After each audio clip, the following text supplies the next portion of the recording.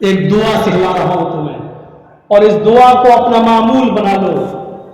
جاؤ، کعبے کے رب کی قسم جنت میں جانے سے کوئی چیز نہیں ہوگی. وہ دعا کون سی ہے؟ نوٹ کرو، تھوڑی سی بڑی ہے. من قرأ آیت الکرسی بعد کل صلاۃ مکتوبۃ لم یمنعہ من دخول الجنۃ الا الموت. خود اللہ کے نبی نے کہہ دیا کہ جنت میں جانے سے اس کو کوئی چیز نہیں روک سکتی.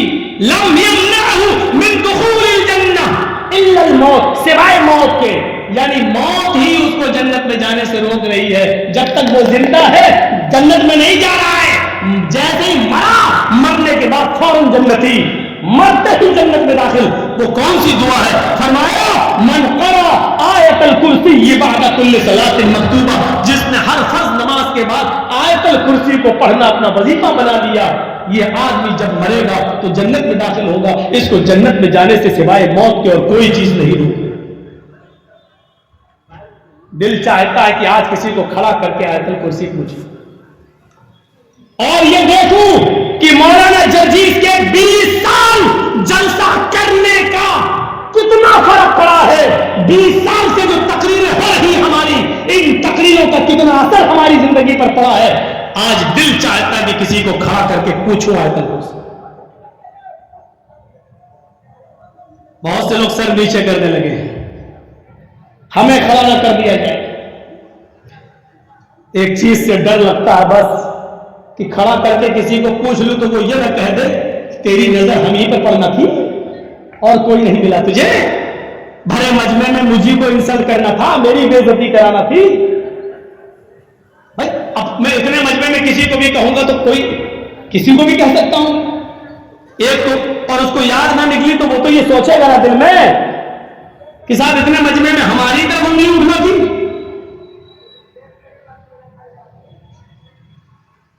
اس لیے ڈرتا ہوں کہ بیچارہ یہ نہ کہہ دے اور کل فون پہ گالی نہ دینے لگے تو نے ہماری انسلٹ کر دی سب کے سامنے. کتنا بڑا مولوی ہے. آیت الکرسی کو یاد کریے، اور یاد نہ ہو تو ان مدرسے میں پڑھنے والے حافظوں سے عبرت حاصل کرو، جو اتنی موٹی کتاب پورا قرآن اپنے سینے میں بنا دیکھے حفظ کر لیتے ہیں. تم ایک آیت یاد نہیں کر سکتے ہو، لمبی آیت ہے تو کیا ہوا، جو پورا قرآن یاد ہو سکتا ہے تو ایک آیت یاد کیوں نہیں ہو سکتی ہم سے. من قرأ آیت الکرسی بعد کل صلاۃ مکتوبہ، جس نے فرض نماز کے بعد آیت الکرسی پڑھنا شروع کیا. اب آیت الکرسی پڑھنے سے ہی جنت تھوڑی مل جائے گی. آیت الکرسی کو شرط کے ساتھ بیان کیا. فرض نماز کے بعد جس نے پڑھنا اپنا وظیفہ بنایا. تو آیت الکرسی کو پڑھنے کا مطلب کیا ہے؟ اللہ تعالیٰ کے نبی چاہتے ہیں کہ وہ آدمی 5 وقت نمازی بھی بن جائے، کیونکہ فرض نماز کے بعد پڑھنا ہے تو 5 ٹائم کی فرض نماز پڑھو اور 5 ٹائم یہ آیت الکرسی بھی پڑھو. آیت الکرسی پڑھنے سے جنت نہیں مل رہی ہے، فرض نماز کے بعد آیت الکرسی پڑھنے سے جنت مل رہی ہے.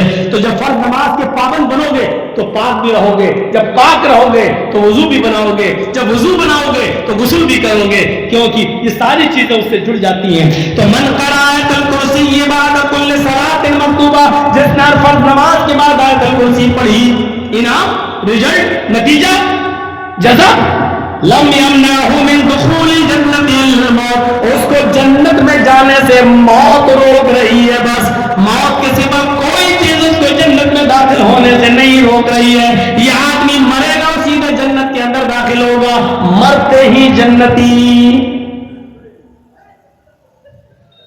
آؤ، ایک تو لمبی دعا بتا دی آیت الکرسی، ایک بہت چھوٹی بتا دیتا ہوں، بہت چھوٹی، اور میں سمجھتا ہوں کہ وہ سب کو یاد ہوگی.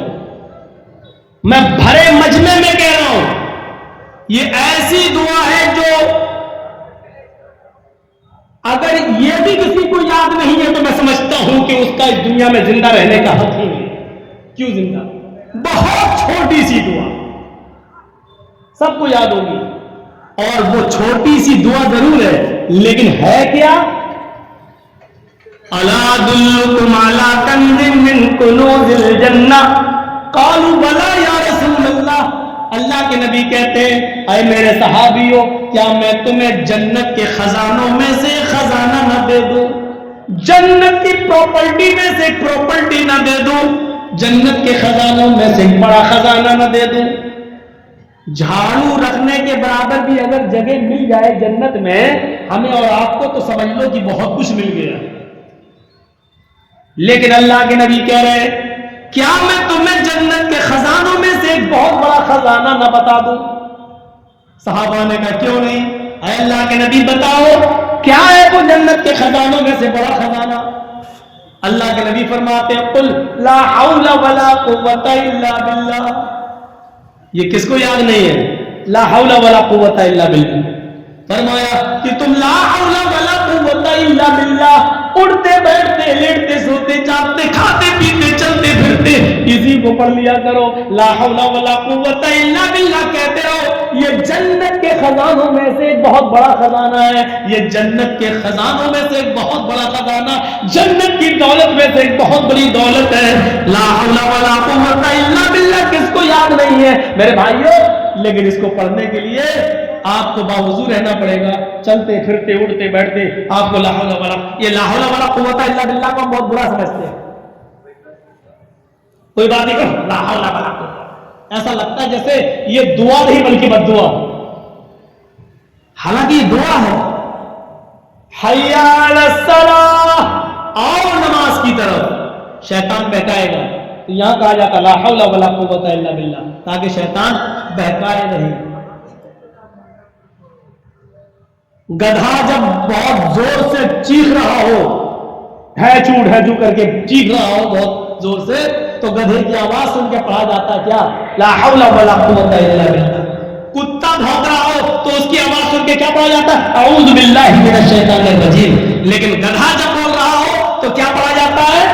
گدھا جب آواز کر رہا ہو, ڈھینگ رہا ہو, بھیک مانگ رہا ہو تو لا حول ولا قوت الا باللہ.